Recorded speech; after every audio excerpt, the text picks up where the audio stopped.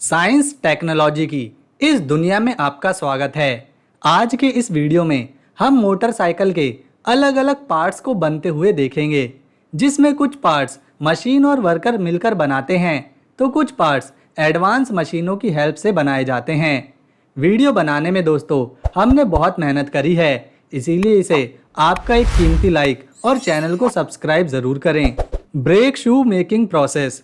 दोस्तों brake shoe बनाने के लिए रॉ मटेरियल को भट्टी में डालकर पिघलाया जाता है। जब ये पिघलकर लिक्विड बन जाता है तब एक वर्कर इसे ब्रेक शू के मोल्ड में डाल देता है, जिससे ब्रेक शू की शेप बन जाती है। फिर इन्हें डाला जाता है एक रोटेटिंग रोलर में, जिसमें क्लेंचिंग प्रोसेस पूरी होती है। अब एक वर्कर इन्हें एक एक कर एक रेगमाल मशीन से घिसकर स्मूथ करता है।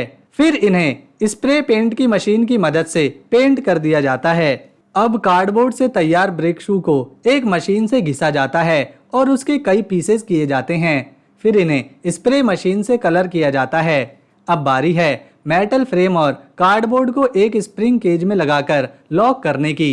इतना होने के बाद सभी ब्रेक शू को एक हीटिंग चेंबर में डालकर हीट किया जाता है ताकि यह सख्त हो जाएं और फिर इन्हें केज से निकाल लिया जाता है। अब एक बार फिर से इन पर घिसाई का काम किया जाता है और लास्ट में एक गर्म व्हील से इन पर प्रिंट छापा जाता है और इस तरह बनकर रेडी हो जाते हैं मोटरसाइकिल के ब्रेक शू, जिन्हें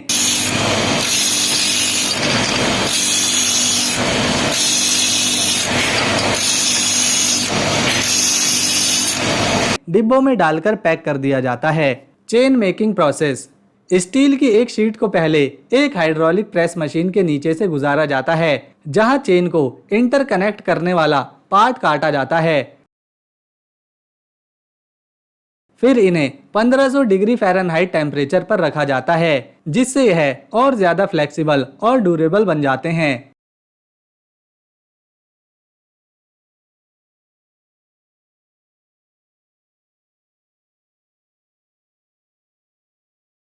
अब बारी है इन्हें एक वाइब्रेटिंग ड्रम में डालने की, जिसमें सिलिका पाउडर मिलाया जाता है और पानी भी।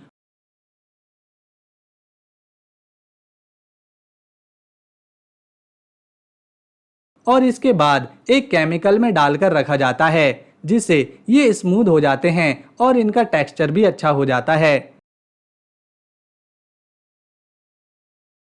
अब एक एडवांस मशीन चेन के दूसरे पार्ट को इसमें फिक्स करती जाती है।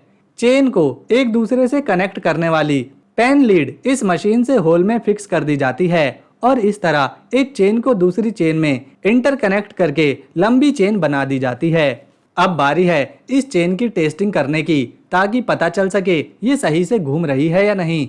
टेस्ट पास होने के बाद चेन को एक हाई पॉइल के कंटेनर में डाला जाता है, जिससे ये बेहद ही चिकनी बन जाती है और आसानी से वर्क करती है।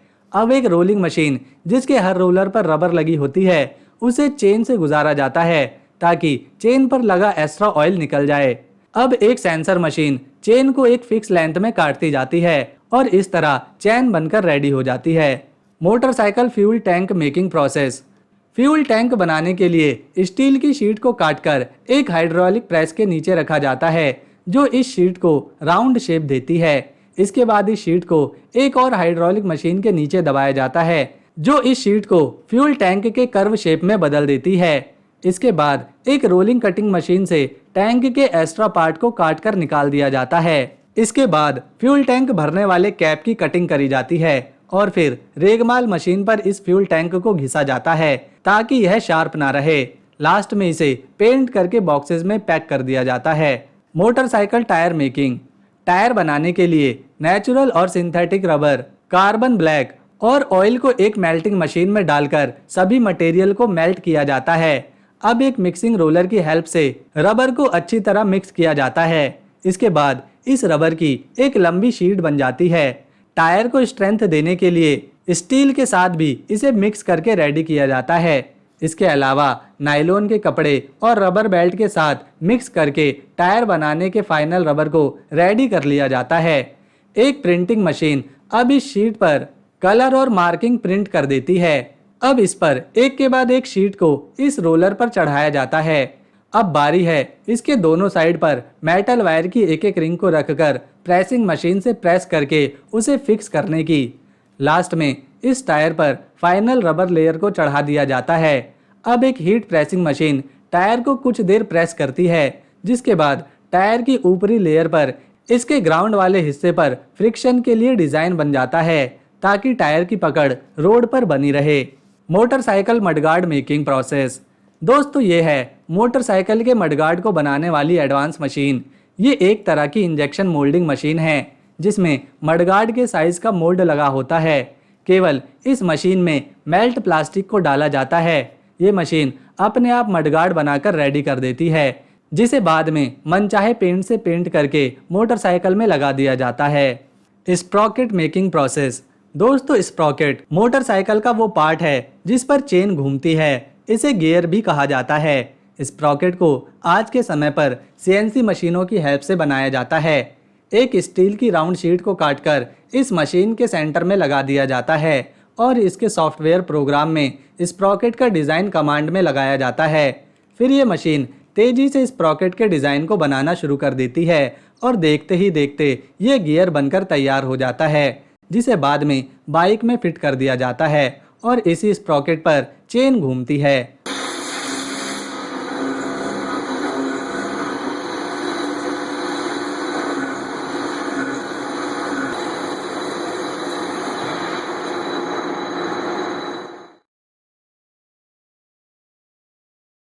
दोस्तों ये मशीन गर्म लोहे को अलग अलग आकार देने का काम करती है। ये पूरी तरह से ऑटोमेटिक है और बड़े बड़े आयरन के हुक या पार्ट्स बनाने का काम करती है।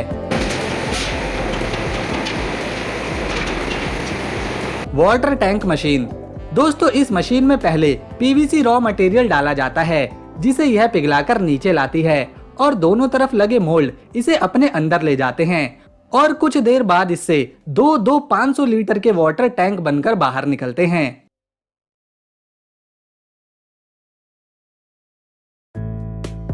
Can making process.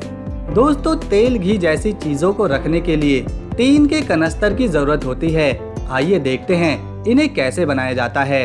सबसे पहले टीन की चादर को इस मशीन में डाला जाता है और ये मशीन इस टीन की शीट को 3 हिस्सों में काट देती है। एक दूसरी मशीन से इन सभी कटे टीन के हिस्सों को गोल कर दिया जाता है और एक गोल शेप दे दी जाती है।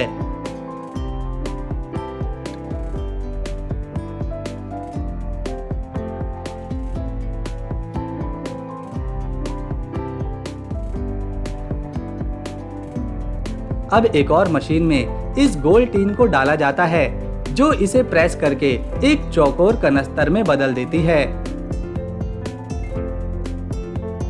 अब बारी आती है इसके कोनों को मोड़कर धार मुक्त करने की, ताकि किसी का हाथ ना कटे।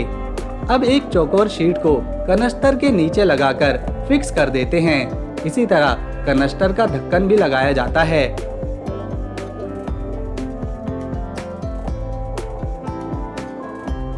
और अब ये टीन की कैन बनकर पूरी तरह से तैयार हो चुकी है, जिसमें कंपनीज अपना नाम लगाकर घी तेल रिफाइंड भर देती हैं। तो दोस्तों अगर आपको हमारी ये वीडियो पसंद आई तो इसे ज़्यादा से ज़्यादा लाइक शेयर करें और चैनल को सब्सक्राइब कर बेल आइकन ज़रूर से दबा दें। हम मिलेंगे अगली बार, तब तक के लिए गुड बाय।